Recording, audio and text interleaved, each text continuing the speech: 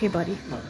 Caught in the middle of a custody battle. It's the worst thing I've ever experienced in my life. To only see your son through a video chat for 10 minutes every week, it's very, very, very hard. A mother chose to defy a judge's visitation order while accusing her ex of abusing drugs.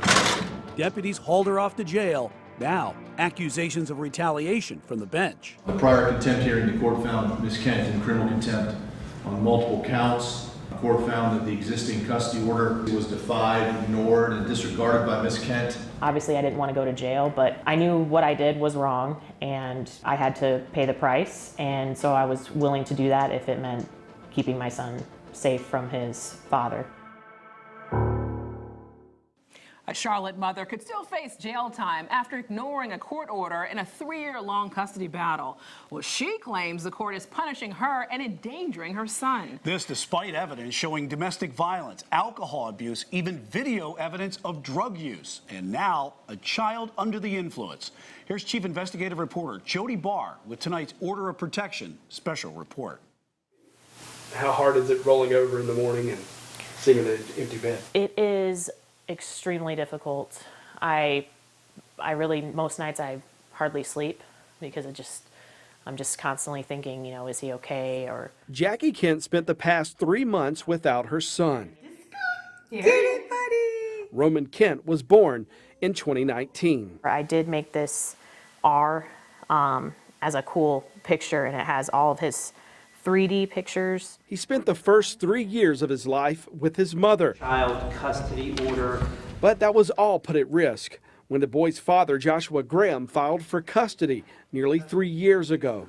In his custody petition, Graham said he'd made hundreds of attempts to see his son, but that Kent wouldn't let him. I felt bad that he wasn't able to see Roman, but at the same time, I just thought I'm just being the best mother I could be. Kent accused Graham of drug and alcohol abuse. She kept their son away from him until she says Graham could prove his sobriety. A month after Graham asked for custody, Judge Gary Henderson ordered both Kent and Graham to take drug tests. Court records show Kent's test came back clean, and Graham's test was positive for elevated levels of marijuana. Kent retained custody of her son at the time, and over the next several months of 2020, the court ordered the pair to work out a custody agreement, but that failed. Kent sent her son's father 5 offers to settle out of court, and that didn't work either. Then in December 2020, Judge Henderson issued his ruling. He wrote in his order of his concerns about Graham's alcohol use and abuse. Graham testified that he didn't abuse alcohol, but the judge listed evidence to the contrary, pointing out the day the couple's child was born, Josh Graham was sitting in an Iowa jail charged with DUI. And the day Graham was served with court papers in the custody case, the process server photographed a beer can on Graham's front porch. All right. The judge awarded Jackie Kent primary custody and gave Josh Graham limited visitation. You ready to go? But over the next 3 months, Kent continued keeping her son from Graham, a decision she knew would likely mean jail time. You admitted in court that this was likely not the best way to handle this situation. Correct. Being in contempt of a judge's order, there's only one possible outcome. Why did you think that was your last option? I just really wanted to keep my son safe. With the domestic violence and all of the criminal charges and the substance abuse, I just felt I had no other option but just to protect my son. Each time Josh Graham missed a visitation, his lawyer filed a contempt motion against his ex. And the judge wrote in that order several items that the court believed were concerning to place his child with his father. Correct. You believe that things were happening that may have put your son in jeopardy if he was not in your care? Correct. Absolutely. I was just going to get my family some lunch after the hearing, and I did not know that Mr. Graham was parked a little bit past that hill. In March 2021, Kent and Graham were in a video hearing with the judge. Kent says during the hearing, Graham was at his lawyer's South Charlotte office, but soon after, she saw him parked across the street from her home. And then when I turned left here, he immediately turned on his vehicle and sped up right after me, almost colliding with my back bumper. He did that twice. He would back off. He backed off the first time, then he came up on this side again. Why do you think he was doing this? We had a virtual hearing that morning, and I had released a lot of information, basically stating he was unfit to parent at the time. And I think he wanted some kind of either revenge or retaliation, because he went straight from his attorney's office in Ballantyne, and then he was straight here. Kent reported what happened to the Cornelius Police Department. Chased, almost run off the road, chased twice in the same area, and just having to get the police involved, it was very scary, and it really affected my son. The next day, Jackie Kent asked a judge for a domestic violence protective order. The judge approved it, but Kent says that did not stop Joshua Graham. Mecklenburg County booking records show police charged Graham with 3 protective order violations since.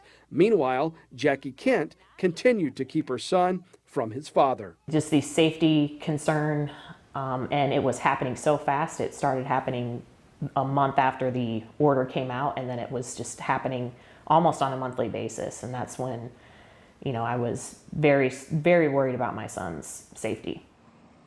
I mean, people come in here all the time and they tell me everything's fine when it really ain't fine. Kent and Graham were back in a Mecklenburg County courtroom in April 2021. This time, Jackie Kent was the target. Her ex wanted her jailed on contempt charges. Judge Gary Henderson found Kent in criminal contempt of court and sentenced her to 9 days in the county jail, 1 day for each time she kept Joshua Graham from seeing his son. When you hear the judge tell you, I'm sentencing you to 9 days in jail, what went through your mind? Obviously, I didn't want to go to jail, but I knew what I did was wrong, and I had to, pay the price. In that moment when those handcuffs are going on, did you have any second of regret? I had regret just in the fact that I wanted to work things out with Josh, and it just wasn't happening. But Kent wasn't finished with Judge Henderson. She later asked the court to remove Henderson from the case, claiming the judge was biased and ignored and denied multiple motions she filed. When Judge Henderson had actually made his first ruling, he did state that none of what was presented mattered to him, in his own words. He put up his hands and said, "None of that matters to me." Kent pointed to a statement the judge made during a hearing in 2020. She claimed the judge had already made a decision in the case before hearing the evidence. And I hear you about all the needs and cares of Roman and how he doesn't know any of them. But all of the time that we spent, whether it was your attorney asking or whether it was his attorney asking, all of that meant nothing to me, meant zero to me when I hear he's only seen the child 5 times. That was very concerning, because he said, after I heard that my son had only seen his father 5 times, that information was disclosed in the first 15 minutes of that trial before any evidence was introduced. Kent sued the judge in federal court, but the court dismissed the suit, finding it frivolous, and because judges cannot be sued under what's known as judicial immunity.